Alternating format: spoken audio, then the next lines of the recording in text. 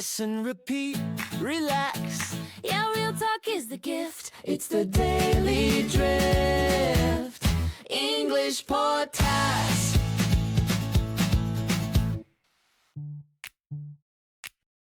Welcome back to Daily Drift. Hope you had a great weekend.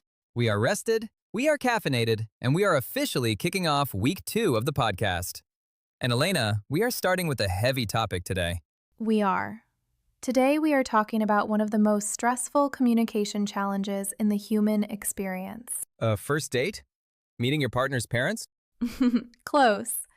We are talking about the job interview. Oh, that is terrifying. Job interviews are so hard because you are essentially performing. You are an actor, and the script is your resume. And doing that in your second language, it feels impossible. It really does. You want to sound professional, but you also want to sound natural. Many students end up memorizing robotic paragraphs, and the interviewer can immediately tell that they aren't speaking naturally. Hello, my greatest weakness is that I work too hard. Exactly. The classic fake weakness. We are going to fix all of that today. We are going to teach you the vocabulary of the corporate world, how to structure the dreaded "tell me about yourself" question, and the exact grammar you need to talk about your past experience. We will also cover the cultural secrets of interviewing in an English-speaking country. Things that might be completely different from how they do it in your home country. It is going to be a packed episode. If you have an interview coming up, or if you just want to upgrade your professional English, hit that subscribe button right now. Yes, hit subscribe and let us be your daily English mentors. We want to help you get that job. Okay, Elena, let's open up the dictionary. It is time for the vocabulary deep dive. Let's do it. Let's start with the most important phrase you will hear in any interview: track record. A track record? Your track record is your history of past performance. It comes from sports, the history of how fast a runner has run on the track. In business, it means you have proven that you can do the job successfully.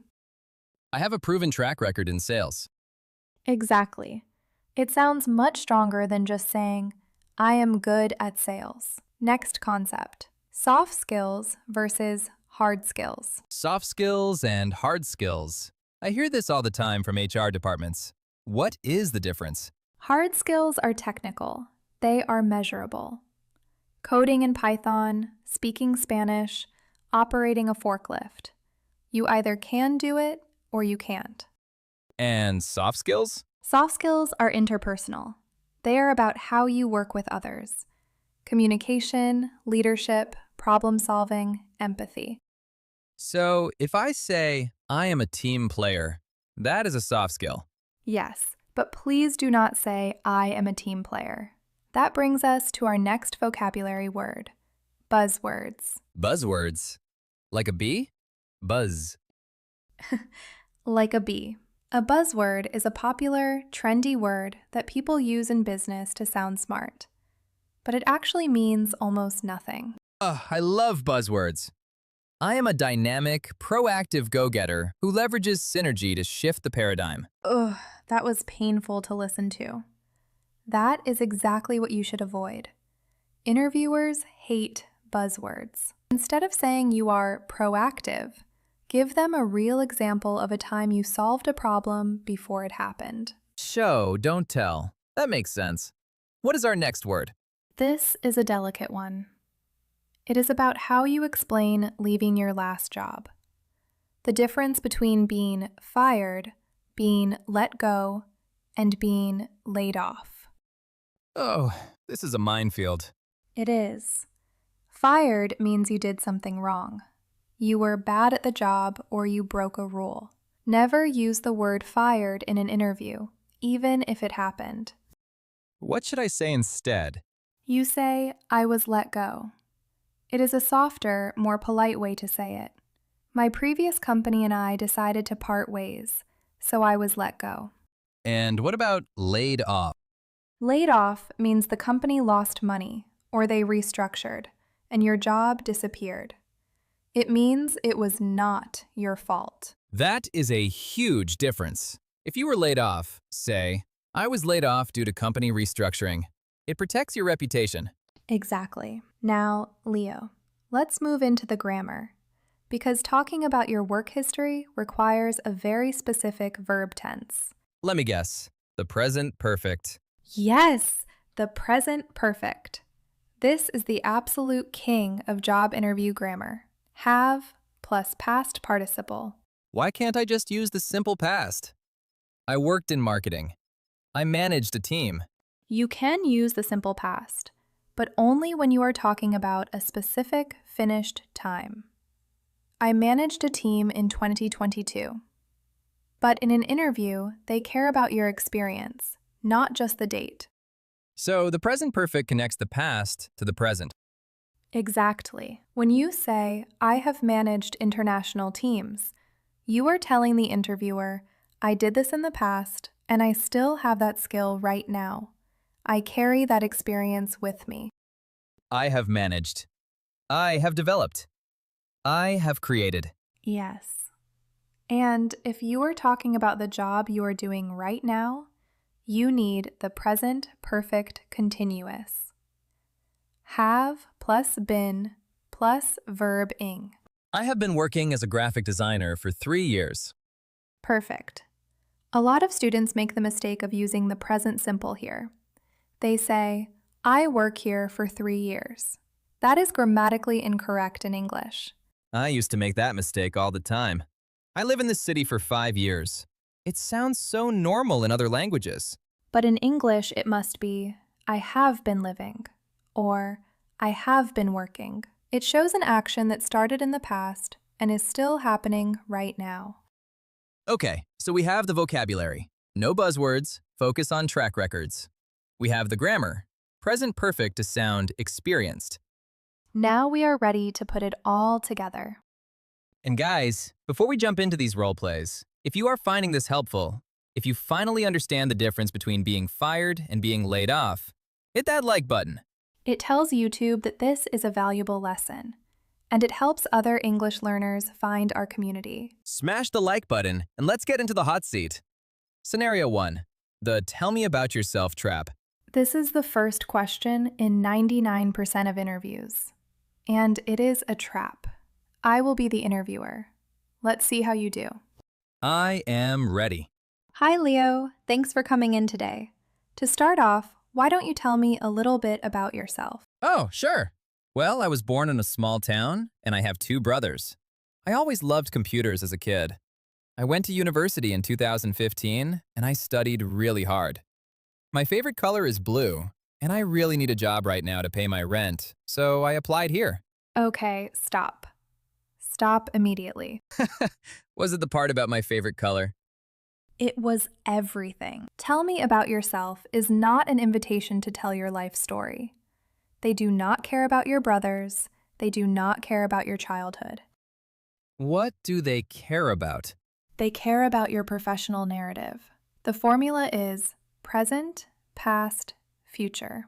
Present, past, future? Step 1. What are you doing right now? Step 2. What is your relevant track record from the past? Step 3. Why do you want this specific job in the future? Okay, let me try again. Scenario 2. The good answer. Hi, Leo. Tell me a little bit about yourself. Absolutely. Well, currently, I have been working as a senior project manager at Tech Corp for the past 3 years, where I lead software development teams. Before that, I spent 5 years in digital marketing, which gave me a really strong track record in understanding client needs. Now, I am looking to bring my leadership skills to a larger, more innovative company like yours. Wow, that was a perfect 10 out of 10. Present, past, future. I didn't mention my brothers once.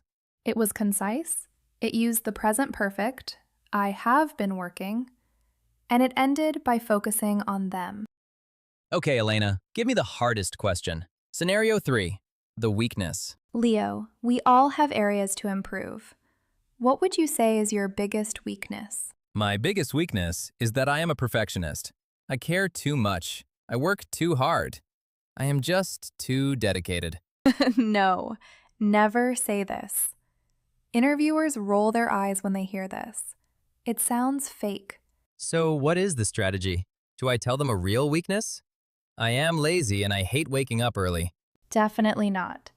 The strategy is to share a real professional weakness, but immediately follow it with the action you are taking to fix it.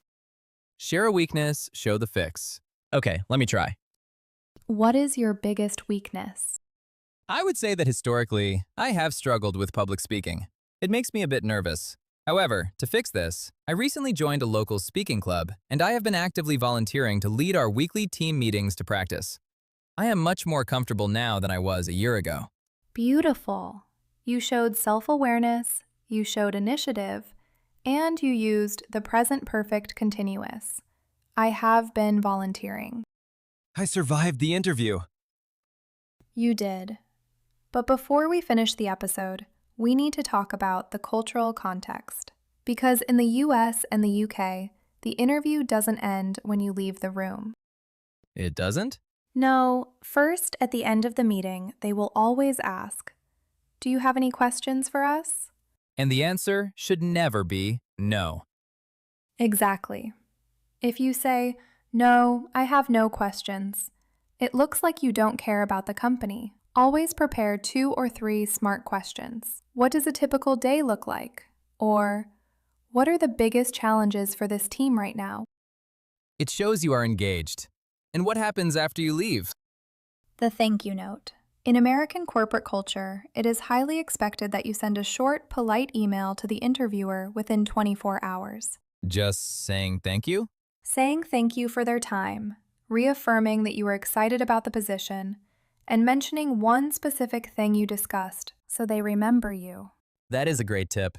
In many cultures, sending an email like that would look desperate. But here, it is just good manners. Exactly. It is the final polish on your professional image. All right, guys. That is our survival guide for the job interview. To recap, focus on your track record. Avoid buzzwords. Use the present perfect to talk about your experience. And remember the present, past, future formula. If you have an interview coming up soon, let us know in the comments. We want to wish you luck. And if you found this episode helpful, please hit that subscribe button and share this video with a friend or colleague who is also learning English. See you tomorrow, guys. Bye!